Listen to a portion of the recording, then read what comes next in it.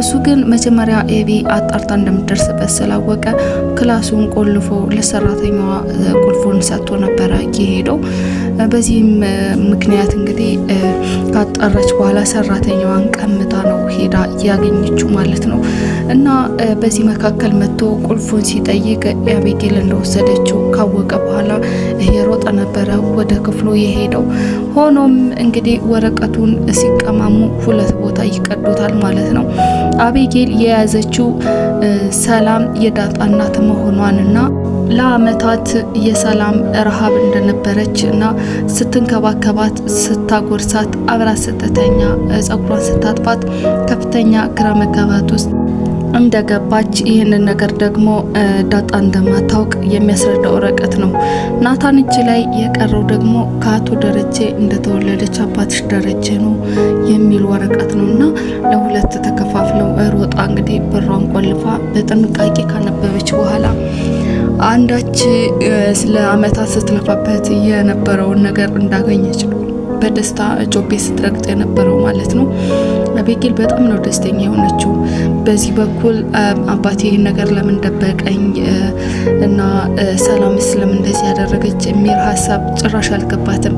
በጣም ነው ደስ ያላት። በቃ ይህን ጉድ እማዬ መስማት አለባት፣ ወይን እናቴ የማንም መጫወቻ ሆነሽ ቀረሽ እያለች ለእናትየው ያሰበች የመሰለች አልጋዋን እየመነቃቀረች በትልቅ ደስታ ውስጥ ትገኛለች ማለት ነው።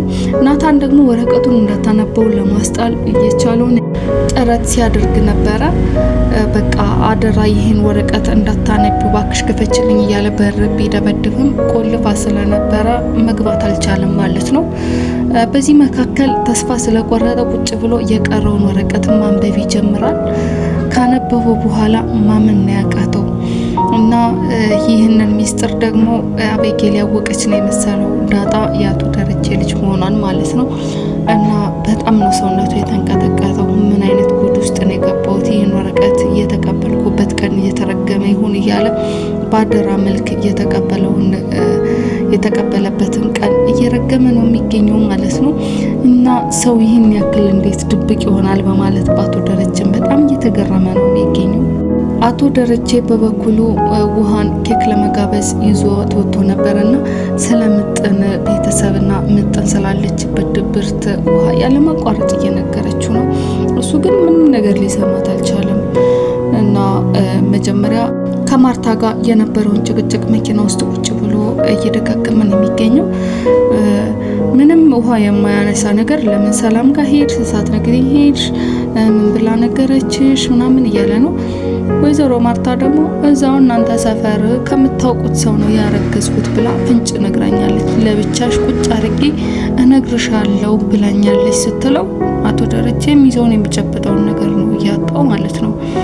እንዴት ለብቻሽ እንደዚህ ትልሻለሽ? ከኔ ጋር ካወራን በኋላ ካንቺ ጋር ማውራት ምን አስፈልጋት ምናምን እያለ በጣም ይበሳጫል ማለት ነው። እና ለብቻቸው እንዳወሩ ደግሞ ማርታ አታውቅም ነበር። እና ለብቻችሁ አውርታችኋል እንዴ? ለብቻችሁ ተነጋግራችኋል እንዴ? እያለች በቃ የመጨረሻ ነው ግራ እየተገባችው። ምክንያቱም አቶ ደረጀ እንደዚህ ሲናገራት፣ እንደዚህ ሲቆጣት፣ እንደዚህ ሲቀያየር አይታ ስለማታውቅ ማለት ነው የሆነ የተደበቀ ነገር እንዳለ እየጠረጠረች ነው። እና በዚህ መካከል ውሃ እባክህ አባዬ የምጥንን እናትና አባት አስታርቃቸውና ሰላም የሆኑ ምጥንም ወደ ትምህርቷ ትመለስ እያለች በአቅሟ እየለመነችው ነበረ። የእነሱንስ አገር አውቆላቸው ሽማግሌ ገብቶበት ችግራቸውን ሰው እያወቀላቸው ነው። እኔ ያለው አይደለም ማንም ሳያውቅልኝ እንደዚህ እየመሰቃየው አንድ ቀን የፈነዳ እንደሆነ ጉድ ነው በማለት ይናገራል። እንግዲህ ውሃ ምንድነው የሚፈነዳው ስትለው ፊኛ ነው ብሏታል ማለት ነው። እና ፊኛው ሳይፈነዳ ወደ ቤት መሄድ አለብን ብላ ነበረ መኪናውን እንዲነዳ ያዘዘችው ማለት ነው። ወደ በር ሲሄዱ ግን አርጁን በር ላይ ቁጭ ብሎ እየቋዘመ ነበረ ያገኙት። እና አርጁን እና አቶ ደረጀ ሲተያዩ አርጁን በጣም ነው እየደነገጠው። ተነስቶ ለመሸሽ ሲሞክርም ለአባትህ እንዳልናገር ከፈለክና አናግረኝ ይለዋል። ማን ነው ስም ሲለው አርጁን ይላል። አርጁን የህንድ አክተሩ ነው ወይ ሲለው አዎ በማለት በልበ ሙሉነት ይመልሳል ማለት ነው። እና የአርጁንን አባት ከናያቱ ከነዝር መንዝሩ ሲጠራለት የአጼ ምኒልክን አያት ንገረኝ በማለት ይጠይቀዋል አቶ ደረጀ። አርጁን ግን ምኒልክ በማለት መልስ ይመልሳል ማለት ነው። ውሃ አዎ ትክክል ነው፣ የእሱ ስም አጼ ነው፣ የአባቱ ስም ምኒልክ ነው በማለት ትመልሳለች። በሁለታቸው መልስ እየተናደደው አቶ ደረጀ መጀመሪያ ከነጭ ባርነት ያወጡህን መሪ አያት ሳታቅ ይህን ዳክተር ጋር ምን አስሮጦ አስኬደ በማለት ከተናገረው በኋላ እዚህ ሰፈር በጭራሽ ብትመጣ ድጋሚ ለአባት ተናግሬ አሳስራለሁ፣ ስለዚህ ለመምጣት እንዳትሞከር ብሎ ያስጠነቅቀዋል ማለት ነው። አርጁንም በድጋሚ አልመጣም ብሎ ለአቶ ደረጀ ቃል ገብቶ ወደ ኋላ እንኳን ዞር ብሎ ሳይመለከት ፍትልክ ብሎ አምልጧል ማለት ነው። በዚህ በኩል የናታንና የአቤጌል ጭቅጭቅ በጣም እንደበረታ ነው የሚገኘው። ክፍሉን በጭራሽ ልትከፍት አልቻለችም።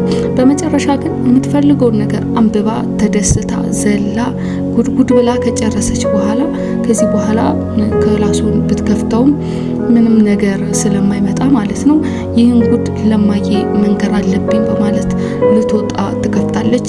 ናታን ግን መልሶ አልጋ ላይ ይወረውራታል። አንገቷንም አንቆ ወረቀቱን ይቀበላል ማለት ነው። ወረቀቱን ከተቀበላት በኋላ ግን ደጋግማ የምትለው ዳጣ የሰላም ልጅ ናት ወይ ዳጣ የሰላም ልጅ ናት ወይ ነው እንጂ ዳጣ የደረጀ ልጅ ናት ወይ ያባየ ልጅ ናት ወይ እያለች አይደለምና ናታን ይህን ነገር ሲሰማ እንደተገነዘበው ነገር አለ። ምክንያቱም ያባየ ልጅ መሆኗን ብታውቅ ኖሮ ቀድሚያ እንዴት አባየ ከሌላ ሴት ከሰራተኛ ወለደ ብላ ማሽን እንደምታገልጥ ያውቅ ነበርና በቃ አላወቀችም ማለት ነው በማለት ነገሩን ያልፈዋል ማለት ነው። እና በቃ ለእናቴ መናገር አለብኝ በማለት ስትሮጥ አሁንም አንቆ ይመልሳታል። በመጨረሻ ግን ለመውጣት አቅም ስላጣች ስልክ ለመደወል ተወስናለች ማለት ነው። በሰዓቱ አቶ ደረጀ ግሪን ኤሪያ ላይ ቁጭ ብሎ እየተናፈሰ ነበር የሚገኘው።